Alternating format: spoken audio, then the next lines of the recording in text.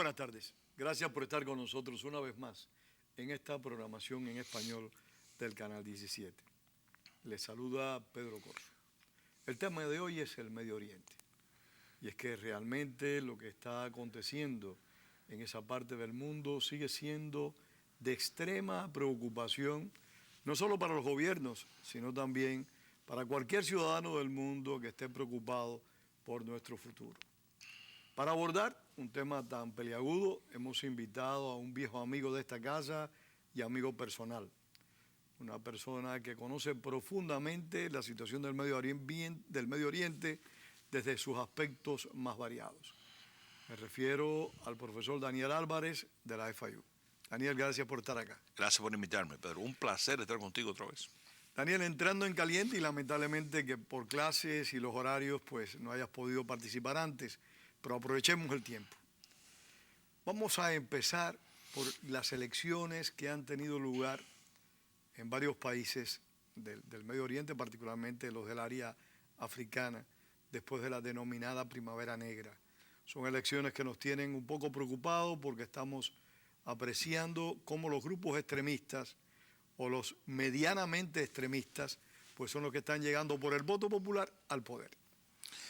Mira, en caso de Marruecos y Túnez, que así es así en español, en inglés Tunisia, no estoy tan preocupado porque hay una tradición en ambos países de moderación, de apertura al occidente, ¿no? Marruecos ha sido un aliado del occidente muy fuerte a través de los años. Tunisia ha tenido una tradición, para decir, secular, por así decir, por muchos años también, desde el 57 para acá. De Javi Bourguiba. Correcto, es decir, estamos hablando, no hay tradiciones islamistas radicales fuertes en esos dos países. Pero sin embargo, sus representantes han tenido excelentes votaciones en los comicios. Muy de acuerdo, pero acuérdate bien, yo sé de que nosotros en el occidente tenemos un miedo muy grande cuando vemos un partido que se denomina islamista. Piensa que en Turquía el partido de Tayyip Erdogan es islamista también. Sin embargo, Tayyip Erdogan se aparece en Egipto hace como un mes y dice hace falta un islam secular, como el modelo de Turquía. Quiere decir, hay unas variaciones tan grandes. En Turquía, y perdona que la digresión, sí. En Turquía hay unas fuerzas armadas que vienen desde Ataturk, de Kemal Atatürk, que han establecido y son los garantes de que el país no se identifique y no avance hacia un islam radical. Sí, pero con esta última votación de Tayyip, con la administración de Tayyip Erdogan y esta nueva fuerza, ¿no? La presencia de los islamistas, eso ha cambiado. No creo que el ejército tiene ya tanto la influencia en el gobierno que tenía en el tiempo de Atatürk. Yo creo que ha habido un cambio sutil, por cierto que le preocupa a mucha gente. Por ejemplo, ahora el viraje de Turquía, ¿no? La fricción que tiene con Israel, eso es sumamente preocupante. Pero también con Siria. Y con Siria. No, pero con Siria es bueno que la tenga, porque francamente yo soy una de las personas que creo de que hace falta cambio de régimen por muchas razones en Siria, y podemos profundizar en ese tema. Pero volviendo a la África, vamos a ir por África y después para Medio Oriente. Entonces no me preocupa lo que está pasando aquí. Lo de Libia es interesante porque Al-Jalil, uno de los grandes líderes de la revolución libia, obtuvo su doctorado en Sharia, ley Sharia, en el 78 de la Universidad de Libia. Y es un hombre que cuando era juez de una de las cortes en el este de Libia, aunque fue siempre imparcial, obviamente tenía una tendencia islamista. Ahora está al frente de un gobierno, no sabemos en qué dirección ese gobierno se puede deslizar. Yo hasta ahora no estoy tan preocupado porque hay diferentes miembros de ese gobierno educados en los Estados Unidos, con unas Inglaterra. Correcto, que tiene en Pittsburgh, uno de ellos de la Universidad de Pittsburgh, en economía política, internacional, ciencias políticas. Así que en ese sentido hay tanta diversidad en ese gobierno que no esté preocupado, y todos los pronunciamientos de ellos, Pedro, han sido claros, que están al lado de nosotros y nosotros hemos apoyado esa revolución. Déjame decirle a los televidentes que una de las grandes cosas que han pasado en esta revolución, o en la primavera árabe, ¿no?, es el apoyo que el occidente le ha dado a esas revoluciones democráticas, porque para mí ese es el antídoto más importante para no solamente contener, sino para aplastar a los grupos radicales como Al-Qaeda. Y Daniel, y en cierta medida ha sido un apoyo diferente al respaldo que Estados Unidos en otras ocasiones ha dado a procesos políticos en el Medio Oriente. O sea, el apoyo en esta ocasión ha tenido el concurso de Gran Bretaña y de Francia. Bueno, yo le llamo el triunfo del multilateralismo. No sé si llamarle doctrina Obama, pero te voy a decir una cosa. Yo creo de que, como dijo el senador Bob Menéndez una vez, que estuve con él en una entrevista, coincidimos, somos los más poderosos, pero no somos omnipotentes. Y el mundo está tan complicado, particularmente en esa región, que cualquier tipo de intervencionismo, injerentismo unilateral, siempre va a ser mal recibido y va a ser utilizado por los nuestros enemigos. Hay que trabajar en equipo. Exactamente. Y particularmente con los europeos, en concierto, para poder entonces minimizar, por ejemplo, a una China, a una Rusia que están del lado, para mí, equivocado de la historia. Fíjate, están respaldando, estuvieron los chinos, por ejemplo, pensando respaldar a Gaddafi. Eso ha salido últimamente. Están respaldando abiertamente Pero ¿a quién? de hecho, a Bashar al-Assad en Gaddafi. Siria. Muy interesante. De hecho, lo respaldaron. Correcto, es lo que te quiero decir, que no están del lado equivocado y nosotros, el Occidente, que antiguamente era lo que estamos respaldando a esos gobiernos autocráticos y corruptos, hemos estado del lado del pueblo. Por cierto que es un riesgo tremendo lo que hicimos, es una jugada tremenda, porque no sabíamos cómo iba a salir todo esto y todavía estamos discutiendo cómo va a salir. Espacios al enemigo, pero continuamos con las elecciones y sus resultados. Dices tú que no hay gran preocupación con Marruecos ni con Túnez por la tradición. Con Libia hasta ahora no veo tan preocupación. Egipto quizás ahí es donde puede haber. ¿Por qué? Porque mira, yo no le tengo tanto miedo a la hermandad musulmana de hoy como le tendría, por ejemplo, la hermandad musulmana de 1970 o de 1980. Si tú miras los escritos de... Que es la que mató a Sadat, no podemos olvidar eso. Correcto, la hermandad musulmana es Era un grupo violento identificado con el terrorismo también. Correcto, pero espérate, lo que mataron a Sadat fue una facción que se separa de la hermandad musulmana, porque la hermandad musulmana quiere trabajar dentro del aparato político, del sistema político. Y ese yihad islámico, uno de los líderes, Ayman al-Zawahiri, que es el segundo de Al-Qaeda, que es el que recluta, bueno, dicen que no, que recluta a Bin Laden, con otros islamistas como Abdullah al-Assam, que tiene un doctorado, en un doctorado de la Universidad de Al-Azhar en ley sharia, y esos fueron los que se llegan a Bin Laden y forman Al-Qaeda, la base.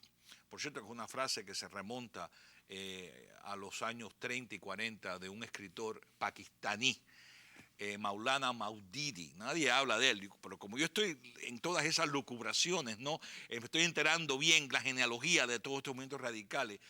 Maudidi, que era pakistano, murió irónicamente en el año 1979 en un hospital de Buffalo, New York. Llama la atención. Ese hombre era el arquitecto, él es el que usa la base. Hace falta una vanguardia, una base, y la palabra base es Qaeda, Al-Qaeda, la base de la vanguardia, como decir, lo que decía Lenin, ¿no? La dictadura del proletariado. Sí, pero no, el partido, como una vanguardia, ¿no? Ellos tenían ya, Maudidi estaba pensando de esa manera y a tener un yihad al nivel global. Por eso la Al-Qaeda tiene esa dimensión radical. Pero déjame regresar a Egipto.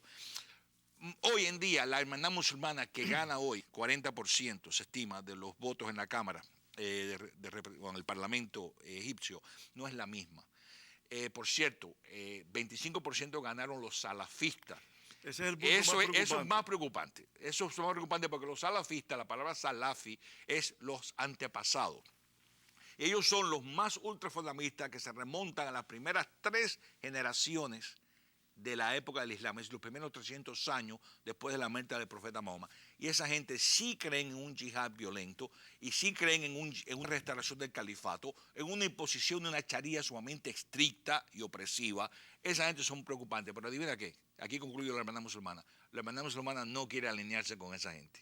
¿Por qué? Porque hay una rencilla muy fuerte entre los salafistas y la hermandad musulmana, porque los salafistas lo condenan por ser muy liberales. Muy liberales, irónicamente. Pero hay una preocupación, en este caso para mí, con la hermandad musulmana, y es que es uno de los pocos organismos del Medio Oriente que tiene proyección internacional. Totalmente.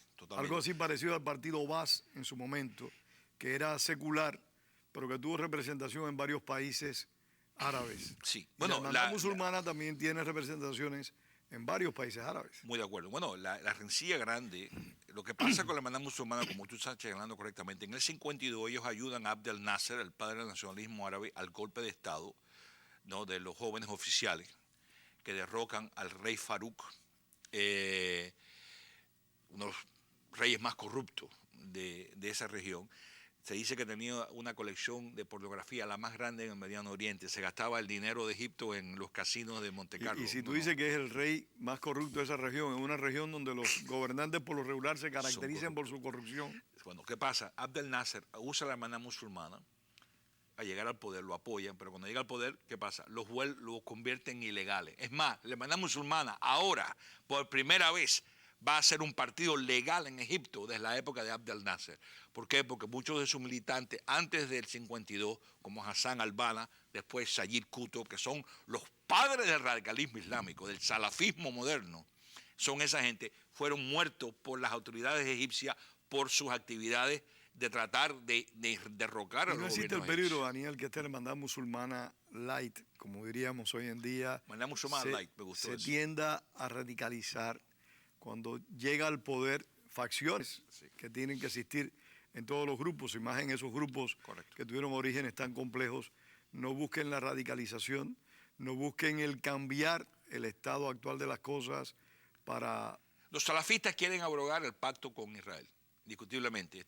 Ellos están enemigos mortales de Israel. Me imagino que las relaciones con Estados Unidos quieren llevar a su menor nivel. Correcto. Sufriría mucho. La imposición de la ley Sharia sería desastroso para los cristianos, los coptos en Egipto. Las relaciones sufrirían. Y pondría a Egipto en una posición de liderazgo del yihadismo internacional, porque hay que entender lo que tú estás diciendo, los televidentes, que tú lo has señalado muy correctamente, que la hermandad musulmana es un movimiento internacional, no es nacionalista. Es más, hay varias visiones. Y ese es el peligro que yo le veo a la hermandad. Hay varias visiones dentro del Islam. La de Maududi, del Pakistán que yo mencioné, es internacionalista. El de Abdullah al-Assam, que fue muerto en el 89, se sospecha quizá por algunas facciones yihadistas también que no estaban de acuerdo con él, era local, trabajar, por ejemplo, en la causa palestina. Y tienes la facción egipcia de al-Zawahiri, que era atacar y derrocar a los gobiernos corruptos del Mediano Oriente. La de Maududi es la internacionalista, que es la que el yihad es contra todo el mundo que no sea musulmán, restaurar el califato e imponer un gobierno mundial del Islam. Pero esa no es la única visión. Ahora, la hermandad musulmana actual obviamente va a tener personas dentro de ese partido y de ese movimiento que simpatizan con esas diferentes visiones. Yo creo de que del 80 para acá, el pragmatismo es lo que se caracteriza ahora, lo que domina a la mayoría de la hermandad musulmana. La cosa que hay que mirar a todo en estos próximos meses, porque acuérdate, hay elecciones hasta julio, cuando se elige presidente. Sí. Dos cosas importantes. La hermandad musulmana le ha dicho a la Junta Militar que quiere dominar el gobierno. Fíjate, los militares egipcios quieren hacer lo que hacen el ejército en Turquía, el modelo turco, pero con mucho más poder. Decidir quién va a ser el primer ministro y controlar la constitución. El poder tras el trono. Correcto. O sea, ¿qué ha dicho la hermandad musulmana? No. El primer ministro lo va a elegir el parlamento electo, que obviamente ellos son mayoría. Por supuesto. Ahí está. Y el presidente va a ser elegido por el pueblo. Bueno, como se supone que funciona una democracia. Los militares. Pero espérate, choque también con los salafistas. Si la hermandad musulmana se desliza y hace una coalición de gobierno, porque los gobiernos parlamentarios son de coalición, si vemos que la hermandad musulmana hace un gobierno de coalición con los salafistas, hay problema. No. Pero si lo hace con los seculares y liberales, las cosas van mucho mejor. Como se decía mejor. en Cuba, si la hermandad musulmana se alía con la salafista, apaga y vamos. Apaga y vamos. Pero no creo que lo va a hacer. Mi predicción hoy es que no lo va a hacer. Tú tienes mucho más conocimientos que yo de muchas cosas y en particular del Medio Oriente. Pero yo no descarto esa alianza. Recordemos lo que ocurrió en Argelia. Sí. La experiencia de Argelia está ahí. Cuando los extremistas islámicos de Argelia obtuvieron la mayoría de los votos, ¿qué pasó en ese país? De acuerdo. Una guerra civil cruenta, los asesinatos fueron realmente repugnantes y se tuvo que establecer un régimen militar, que no se habla de ese régimen militar, pero lo que gobierna Argelia en este momento. Por cierto, con un gobierno sumamente anti-occidental y anti-Israel. Una cosa interesante. Por eso que apoyaron a Gaddafi en todo esto, directo o indirectamente. Pero mira, yo creo como te dije... ¿No crees que se pueda producir o reproducir el modelo argelino? No creo. Creo que Egipto mira más a Turquía, el modelo turco. Para mí ese es el futuro del Mediano Oriente. El futuro de estas revoluciones va a ser el modelo turco. Fíjate que en este momento Turquía está apoyando a una insurgencia militar de desertores del ejército de Bashar al-Assad que están operando dentro del territorio turco. Eso para mí es inaudito. Pero ¿qué dice? Que Turquía ya se ha comprometido en ser, de cierta manera, jugar un papel, no hegemónico, no creo que Turquía quiera ese papel, ni quiere regresar al califato del Imperio Otomano ni nada de eso, pero Turquía se da cuenta que la mejor cosa que puede pasar en el Medio Oriente es que surja un Islam no secular como el modelo turco, pero un Islam que sí va a jugar un papel protagónico en las sociedades del Medio Oriente, eso no lo puede negar nadie. Pero ¿qué tipo de Islam? Mi conocimiento del Islam me dice que el Islam no es monolítico, que tiene diferentes aspectos, unos mucho más esa es una de nuestras ventajas y para poder radicales, enfrentar. y otros más. Mira estas revoluciones. ¿Qué televidente puede decirnos a nosotros que en todos estos meses que hemos presenciado esas convulsiones en el Medio Oriente, que hubo consignas anti-Israel, que hubieron consignas anti-Occidente? Al contrario, la retórica de esos jóvenes Es cierto, pero era una retórica occidental completamente, y la alianza, la compaginación del Occidente y los valores occidentales con estas revoluciones me parece a mí que es... Pero también, Daniel, todo eso se puede ver a un proceso de ajuste. O sea, tú estás enfocado a tu verdadero enemigo en ese momento, que es el gobierno, el grupo que está en el poder. O sea, cuando viene el acondicionamiento de las piezas, después que se producen las elecciones, que se elige un nuevo liderazgo, es cuando pueden surgir realmente los verdaderos intereses de las numerosas facciones que tú bien dices existen en el Islam. Pero bueno, pero no vamos a ser prematuros. Vamos a ver en qué dirección se va la hermandad musulmana. Si crea un gobierno de coalición con los salafistas, que va a tener un tremendo poder, 25% del parlamento está en manos de ellos. Esos son los ultra fundamentalistas, la gente que yo mismo le tengo miedo. Pero si vemos que la hermandad musulmana, y hasta ahora se ha distanciado de ellos, hubo tremendo reportaje en el New York Times que lo hizo claramente, la hermandad musulmana no quiere acercarse a ellos porque han sido enemigos. Y se acerca a los secularistas y a los moderados. Me parece a mí que eso es buena cosa que puede ¿Los pasar. salafistas fueron los que protagonizaron también la violencia en Argelia? Sí, los salafistas, los salafistas es un término que muchas personas aquí no conocemos. Es un término sombrilla, como se dice umbrella en inglés, que cubre muchas cosas. Los salafistas vienen de la India. Una coordinación. Maududi, el pakistaní, al-Afghani, Abdu, al-Wahhab, los wahabistas, es una especie de ese género. Una bien compleja. Muy complejo ese movimiento. Y los Deobandi de la India, que son los que influencian al talibán, los talibanes que tienen simpatía, se remontan a un jurista del siglo XIV que se llama Ibn Taymiyyah. Y Taymiyyah se remonta a uno de los 4 grandes juristas del Islam, se llama Ibn Hanbal. Entonces, esa pedigrí, esa línea directa de Hanbal, Taymiyyah, al-Wahhab, Afghani, Maududi, Hassan al-Banna, fundador de la hermandad musulmana en el 28, Sayyid Qutb, Ayatollah Khomeini, que está muy influenciado por la visión internacionalista del Islam y yihadista. La proyección es lo que es el peligro. Exactamente. Ese grupo, esos salafistas, sí me preocupan porque yo sé a dónde van. Ellos creen que el yihad es violento, que no hay paz con el enemigo y que el enemigo es todo aquel que no es islamista. Fíjate, Maududi te dice, nosotros vamos a vivir, no vamos a forzar a los cristianos a vivir en un mundo islámico, a convertirse, pero tiene que someterse al Islam. Es decir, no puede haber otro gobierno que no sea el islámico, un califato a nivel mundial.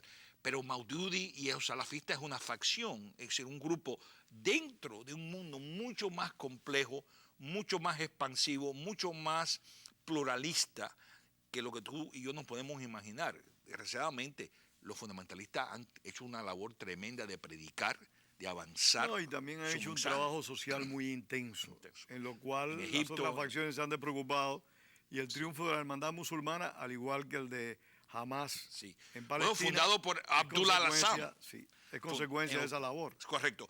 Y me parece a mí que por eso tiene que haber, lo que mucha gente está mirando en Egipto, Pedro, es que la crisis económica, si eso es encuesta, ¿qué es lo que ustedes quieren?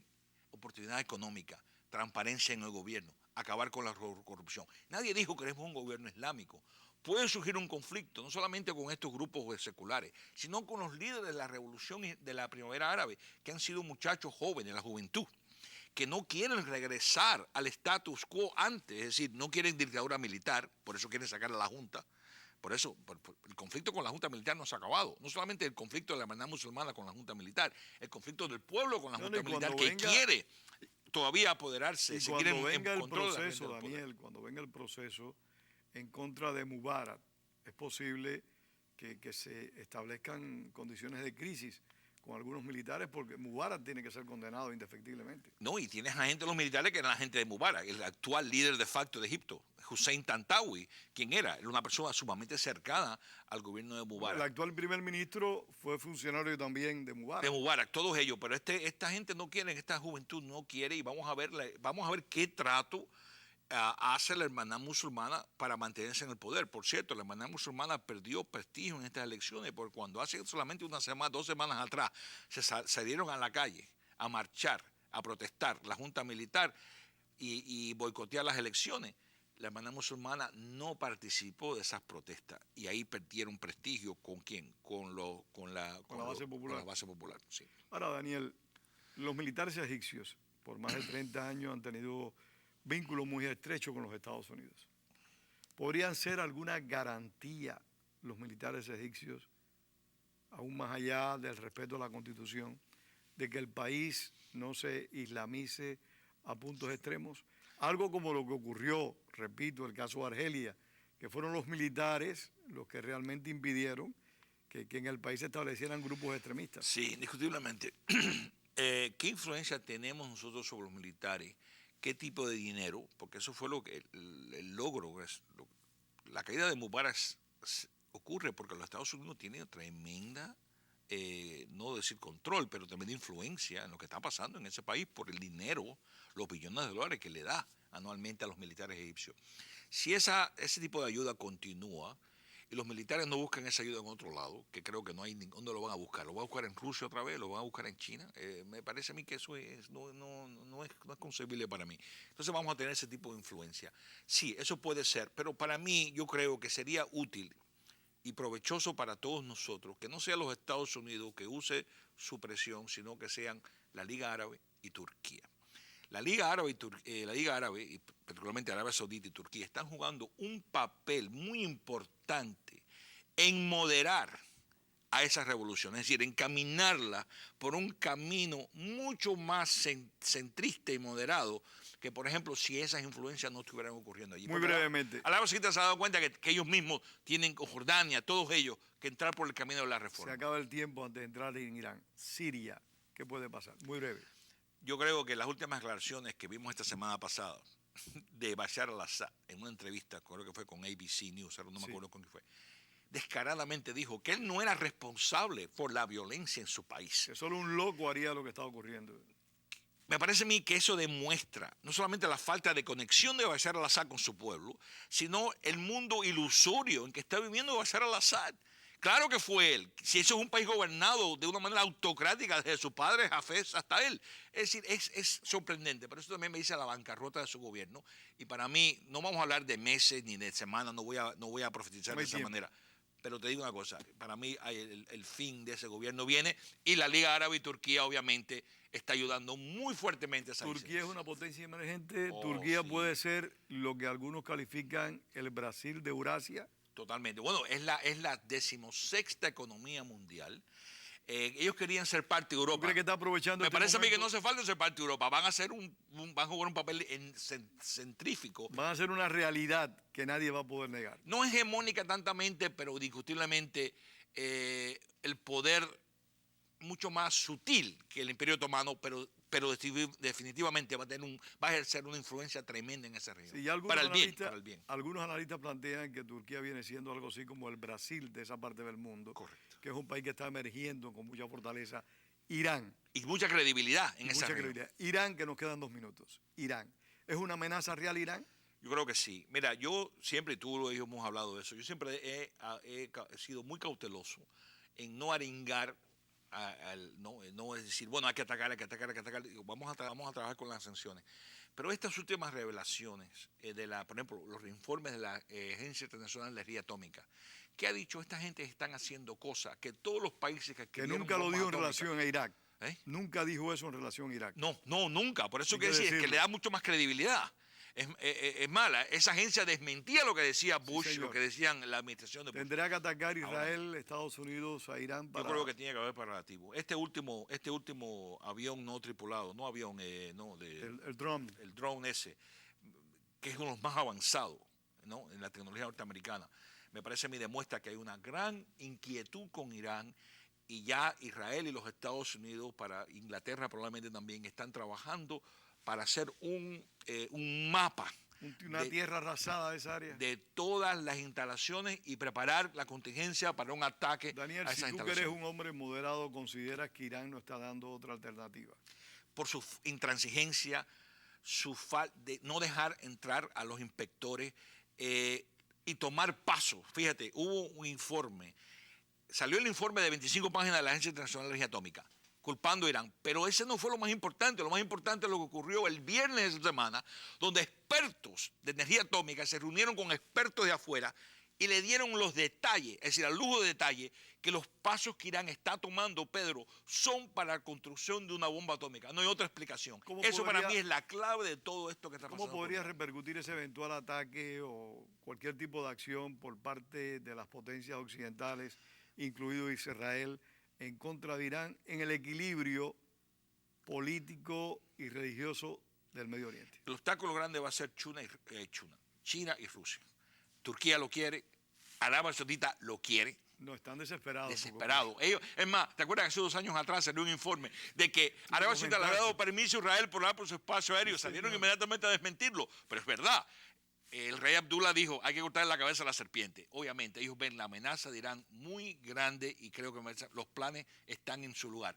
Para mí, el grave problema va a ser cómo convencer a China y a Rusia que no intervengan. Y que eso es inevitable. Que sí. Daniel, se nos acabó el tiempo. Gracias. Vamos a tener que invitarte Regresar. nuevamente para conversar más de Irán, porque no cabe duda que cada día ocupará más espacio en la prensa internacional. Estoy de acuerdo. Muchísimas gracias a ustedes por haber compartido con nosotros esta tarde. Les invitamos a un próximo programa de opiniones. Gracias, Daniel, otra vez. Gracias a ti, Pedro.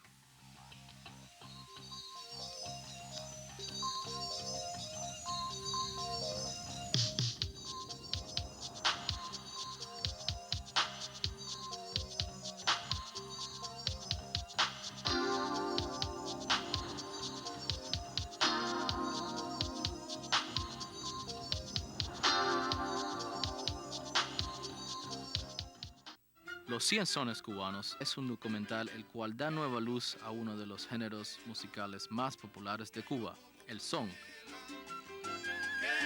Los 100 sones cubanos explora los sones más conocidos por la gente de Cuba. Sintonice esta noche a las 7 p.m. y vea los 100 sones cubanos en su canal 17 WLRN.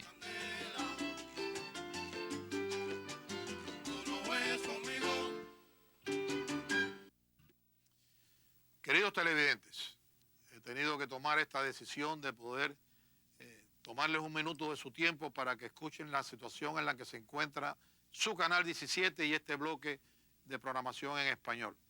Tenemos unos momentos difíciles económicos. Si no hacemos algo, posiblemente esta programación pues no podrá continuar. Pero yo sé que con la ayuda suya, y estoy seguro porque cada vez que se las pido siempre me responden, vamos a poder seguirle llevando esta programación a ustedes. Va a aparecer una información en la pantalla, tanto ahora como en el final, para que usted, a medida de sus posibilidades, pueda enviarme una contribución. Lo mismo de $1.50 que de aquellos que puedan de 1,000. Necesitamos su ayuda para poder continuar con este servicio que llevamos ya más de 30 años llevándosele domingo tras domingo. No me fallen, ayúdenme, envíeme lo que usted pueda y envíenselo a amigos del canal 17 o WLRN Programación en Español. Ayude a sus programas